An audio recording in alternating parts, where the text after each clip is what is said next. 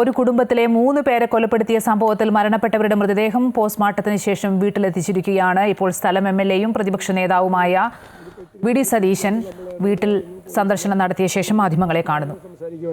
പക്ഷെ പോലീസിന്റെ മുമ്പിൽ ഇത്രയും ഉണ്ടായിട്ട് ഒരു ക്രിമിനൽ പശ്ചാത്തലമുള്ള ഒരാൾ ഒരു കുടുംബത്തെ നിരന്തരമായി ഇങ്ങനെ ഭീഷണിപ്പെടുത്തുകയും ഒക്കെ ചെയ്തുകൊണ്ട് ഇപ്പോഴാണ് പുറത്തു വരുന്നത്. ഇപ്പോഴാണ് ഞങ്ങൾ പോലും അറിയുന്നത്. ലോക്കലായിട്ടുള്ള ആളുകൾക്ക് പോലും അതിനെക്കുറിച്ച് പഞ്ചായത്തുകാർക്കോ മെമ്പർമാർക്കോ ഒന്നും അതിനെക്കുറിച്ചുള്ള ഒരു പൊതുപ്രവർത്തകർക്കോ ആർക്കും ഇല്ല. ആരറിഞ്ഞാലും ഞങ്ങളെല്ലാം അറിയുമല്ലോ, അങ്ങനെ അറിഞ്ഞിട്ടില്ല. പക്ഷെ പോലീസിന് അറിയാമായിരുന്നു.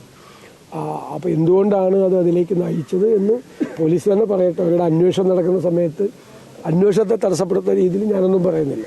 പുറത്തു വരണം, കാര്യങ്ങൾ പുറത്തു വരണം, തീർച്ചയായിട്ടും പുറത്തു വരണം എന്താണ് സംഭവിച്ചതെന്ന്. കാരണം ഇതൊരു വല്ലാത്ത ഇൻസെക്യൂരിറ്റിയാണ്, ഒരു അരക്ഷിതത്വമാണ് പ്രദേശത്തുള്ള ആളുകളിലെ എല്ലാവരിലും ഉണ്ടാക്കിയിരിക്കുന്നത്. ആർക്ക് വേണമെങ്കിൽ ആരുടെയും വീട്ടിൽ പോയി, ആർക്കും ഒരു സെക്യൂരിറ്റി ഇല്ലല്ലോ. ആർക്ക് വേണമെങ്കിലും ഇപ്പോൾ ലഹരി മരുന്നിന് അടിമയായിട്ടാണെങ്കിൽ ലഹരി മരുന്നിന് അടിമയായിട്ടുള്ള ആളുകളൊക്കെ ഓരോ വീട്ടിൽ ഇതുപോലെ കയറാൻ പോയല്ലോ, അവരുടെ വൈരാഗ്യവും പ്രതികാരവും ഇതുപോലെ തീർക്കാൻ പോയല്ലോ. അപ്പോൾ നമുക്ക് ആർക്കും സുരക്ഷിതത്വം ഇല്ലാത്ത ഒരവസ്ഥയിലേക്ക് പോകും. ഒരു വല്ലാത്ത ഒരു സ്ഥിതിയാണ്. നമുക്ക് അതിനെക്കുറിച്ച് വരട്ടെ, പോലീസ് അന്വേഷണം പുറത്തു വരട്ടെ. അത് ഇപ്പോൾ ഞാൻ ഗവൺമെന്റിനെ കൂടെ സമീപിക്കും, ഇല്ലെങ്കിൽ നമ്മളത് ചെയ്യും. ഇപ്പൊ തന്നെ ആശുപത്രിയിൽ വേണ്ട ഏർപ്പാടുകൾ ചികിത്സയ്ക്ക് വേണ്ടിയിട്ട് ചെയ്തിട്ടുണ്ട്. ഞാൻ തന്നെ നേരിട്ട് ബന്ധപ്പെട്ട ആശുപത്രിയിൽ ചെയ്തിട്ടുണ്ട്. സർക്കാരിൽ നിന്നുള്ള സഹായത്തിന് വേണ്ടി ശ്രമിക്കും.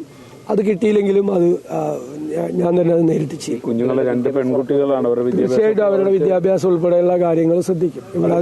ഇവിടെ പറവൂര് പിന്നെ അങ്ങനെയുള്ള കാര്യങ്ങൾക്കൊക്കെ പ്രത്യേകമായ സംവിധാനമുണ്ട്.